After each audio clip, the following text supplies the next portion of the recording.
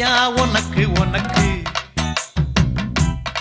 புனித காந்த மலை ஜோதி காணும் யோகம் எனக்கு